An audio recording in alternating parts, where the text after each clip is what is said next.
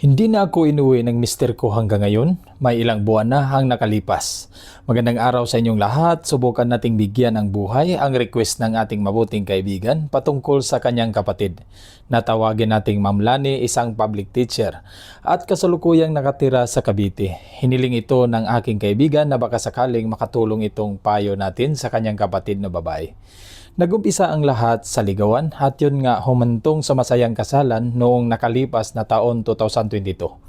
Pero bago nangyari ang lahat, ayon sa aking kaibigan, pumayag siya na ipakilala sa kanya ang boyfriend nito noon dahil sa tingin niya medyo may pagkamalambot itong lalaki. At dahil first boyfriend nga ito ng kapatid niya, kumbaga ang lalaking ito ay unang lalaking pinagkatiwalaan ng pagkababae niya at nangangako ang lalaki na ito na hindi pababayaan ng kapatid niyang babae. Sabi ng kaibigan ko dahil sa napansin niya sa lalaking mainhin ito, nagbabakasakali itong kaibigan ko na itong lalaki na ito kayang pangalagaan ang kapatid niya. Dahil nga mainhin ito, nagbabakasakali siya na hindi ito makagawa ng kalukuhan sa kapatid niya. To cut the story short, tulad ng sabi ko, ikinasal sila noong nakaraang 2022. Sa ilang taon lang na magkasama bilang mag-asawa, dito nalaman unti-unti ang iba't ibang pag-uugali ng lalaki na hindi pala kayang manindigan bilang isang haligi ng tahanan. Na kung tutuusin, hindi mahirap ang kanilang pangkabuhayan gawa ng pareho sila guro. Simula nang magbukod ng bahay, dito na napapansin ng kapatid niyang babae na hindi lang mainhin itong asawa niya, may pagka-mamasboy pa pala ito na siyang dahilan ng hindi pagkakaunawaan. Okay? Ma'am Lani, pasensya na po kayo at napakakunti lang po ang impormasyon na naibigay sa akin ng kuya mo. Pero bago ako magbigay ng payo sa inyo, kung ano man ang totoong pinagdaanan ng buhay mo ngayon, gusto kong iparating sa iyo na mahal ka ng kuya mo. Okay? Ma'am Lani, unahin natin itong pagkamahinhin ng asawa mo. Sa salitang mahinhin pa lang, masasabi na nating baka laki sa gatas itong asawa mo. Di naman lahat, pero nakita ko sa sitwasyon mo, ma'am, hindi buo ang pagkalalaki nitong asawa mo. Sa ginawa niya sa iyo ngayon, napakasayang ng panahon na ipinagkatiwala mo sa lalaki na ito. At dito naman sa pagiging mamasboy ng asawa mo, isa lang ito sa napakaraming isyo ng mag-asawa na pagiging mamasboy ng mister nila.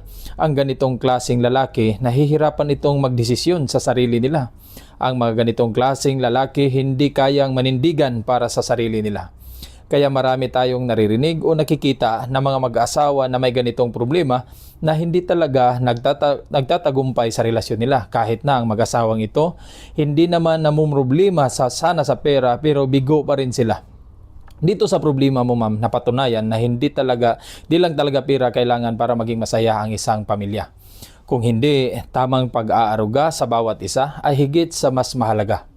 Ito ang may papayo ko sa iyo, ma'am. Ayon sa kuya mo, nalulungkot siya dahil sobrang payat mo na ngayon. Ibig sabihin, sobrang bigat ng problema ang daladala mo. Ma'am Lani, gusto kong sabihin sa iyo na hindi pa yan ang katapusan ng buhay mo, ma'am.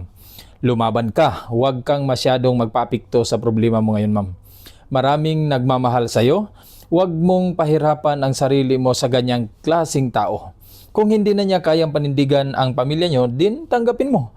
Kung yun lang ang kaya niya, tanggapin mo. Isang pagsubok lang yan sa buhay mo. Kung hindi man mabuulit ang pamilya mo, pero sigurado ako, lilipas at lilipas po yung problema niyo na yan, ma'am.